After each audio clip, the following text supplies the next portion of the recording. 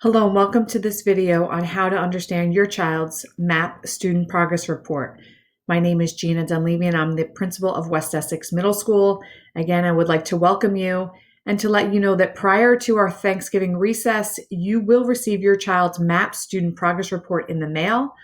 Although the report will contain a quick reference guide that explains the report, I thought perhaps this video might be helpful, especially to some of you who are more visual learners. I also tried to put some Halloween decorations behind me. I have a little cat back here because data sometimes terrifies people. So I do want to calm your fears and tell you that data is just another word for information. The reports are actually fairly easy to read, especially after you watch this video. You'll have a great idea of where to look and hopefully not be too overwhelmed by the information. So how it works.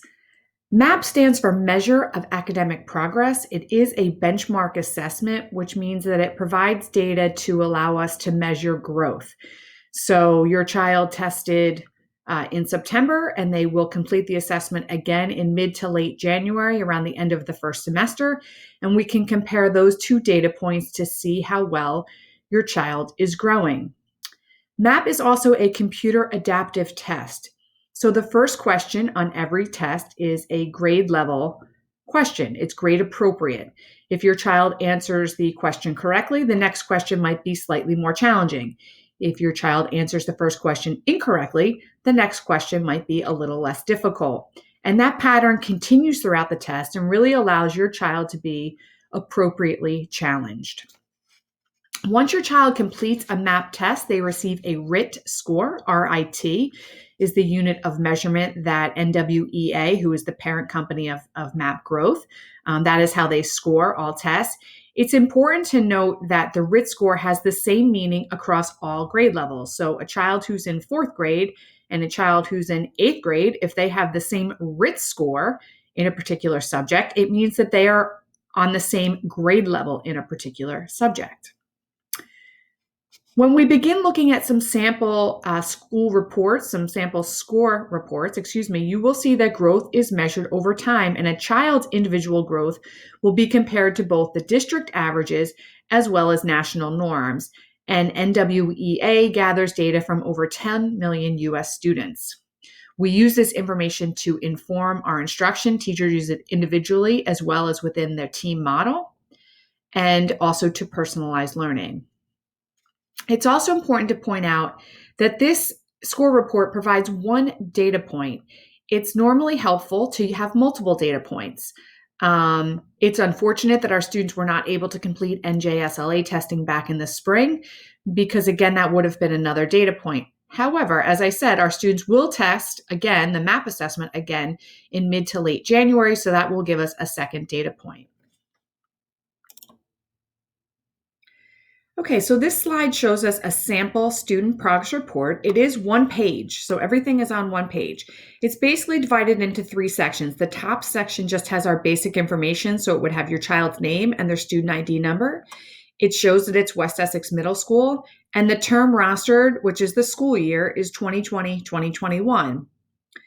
And to the right, it's showing you its 2020 norms and it's fall to spring, meaning it's going to use this fall testing data and try and project how your child may score in the spring. The second section is math. And within the math section, there's a table to your right and a chart, a bar chart, bar graph, they say, to your left. And then the same information for language arts reading. And we will break down this information on the next slide. So here is our math bar graph, and along the x-axis is our timeline. So you'll see spring of 2020 first, then fall of 20, and then spring of 21 next. The spring of 20 is actually, this is a seventh grade student, and I'll show you on the next slide how I know that, but the spring of 20 is actually, if you recall, we test the sixth graders right around March, around the first week in March. And actually last year we went to all of the sending districts and did testing at each elementary school. And we actually were lucky enough to get it underway before we were all shut down for COVID. It was just about a week or two before school started to shut down. So that's spring 2020. That's actually when the student was in sixth grade, March of sixth grade year. Fall of 20 would be September of their seventh grade year. And then spring of 21 is a projected number. Up the y-axis, these are our possible RIT scores from 100 to 300. And then we have four primary colors. The blue color is the student RIT. This is what your child will have scored. So this particular child scored a 248 in the spring of 2020 and a 249. They went up 1 point in the fall of 20. The orange is the district grade level mean, which is the district average. So 232 and 229. You see that there typically is a slight decline from the spring to the fall. And that's actually normal considering the summer months, and there's very little education in the summer months. So in math, 3-point decline from the spring to the fall is typical in our district. And nationally, a typical decline is also 3 points, 223 to 220. So that gives us good information as well. And then you can see at the bottom of your screen, I'll move myself out of the way. There are 4 categories in math that this information is divided into: the operations and algebraic thinking, geometry, real and complex number systems, and stats and probability. This particular student scored high in all 4 areas. The ranking for the goal performance goes from low to low average to high average, and then to high. So high is the top of the scale, if you will. It's the best that you can get in a particular category. So this student scored high in all 4 areas. So this table would appear just to the right, as I pointed out, to the right of that bar graph. And here this is where I can tell that the student is in 7th grade, because some of the data is repeated. So again, 6th grade was spring of 2020. The student scored a 248. And then in the fall of their 7th grade year, they scored a 249. A 249 for math in grade 7 is the 95th percentile. And what that basically means is that this child scored equal to or better than 95% of their peers. Only 5% of the student body received a score that was higher or better than this particular student. So the 95th percentile is excellent. Okay, so the third and final section is language arts reading. And for language arts reading, again, you just read the information the same way that you did for the math. This student scored a 237 in the spring of 2020 and a 240 in the fall of 2020, and is projected to score a 242 in the spring of 2021. Again, this student went up 3 points from the spring to the fall, which is actually excellent. The national decline is 1 point. So a decline typically of 1 point from the spring to the fall nationally, again, in terms of the summer months. When we dive deeper, we see reading has a few more goal performance areas, and literary text is repeated. So there's literary text for key ideas and details, and then there's literary text for language, craft, and structure. And then similarly, there's informational text for key ideas and details, and informational text for language, craft, and structure. And then there's also vocabulary acquisition and use. Again, this student scored high in all of these areas. The reading section also provides a Lexile range.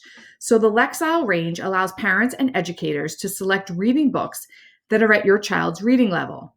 By using the Lexile range, you can more appropriately challenge your child with the reading. According to Lexile.com, a typical Lexile range for a middle school student is 1095L to 1470L. Again, that's for an average middle school student. And similarly, you can see, again, this information is somewhat repeated from the bar graph. The student went from a 237 to a 240. They went up 3 points, and they're in the 94th percentile currently. And they went up from the 91st percentile to the 94th. Okay, and here's a sample student progress report for an 8th grader. And I apologize, I keep moving my image all over the screen, but it's just so that you can see the data. So hopefully I'm keeping you on your toes a little bit. So this is an 8th grade student. And again, I can tell that, excuse me, I went too far. Let's get back to where I was. Okay, here I am. Okay, and you can tell that because you can see there's many more data points here. So I can see that this student tested in spring of 19 in 6th grade. Again, that would have been March of their 6th grade year, September of the 7th grade year. The winter of the 7th grade year would have been probably March. And then, the winter of 7th grade year would have been January. We tested last January. And then the fall of 20 would be the most current score. You can see that this student started in 6th grade at a score of 235 and now is up to a 243. And we can see that they are in the 84th percentile. And again, those numbers, 243 repeats here, 243 here, and here.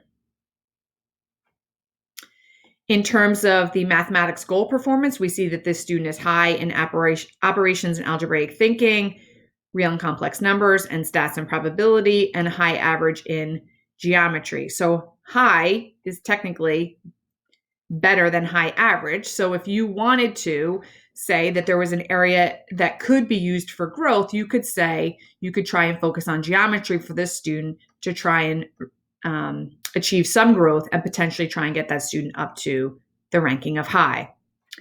When we go down to reading, again, similar, we see 239 is the score in 8th grade right here, 239, projected to be at 241. If we're looking at the goals performance, literary text for key ideas and details is average at the bottom, and perhaps that could be an area for growth.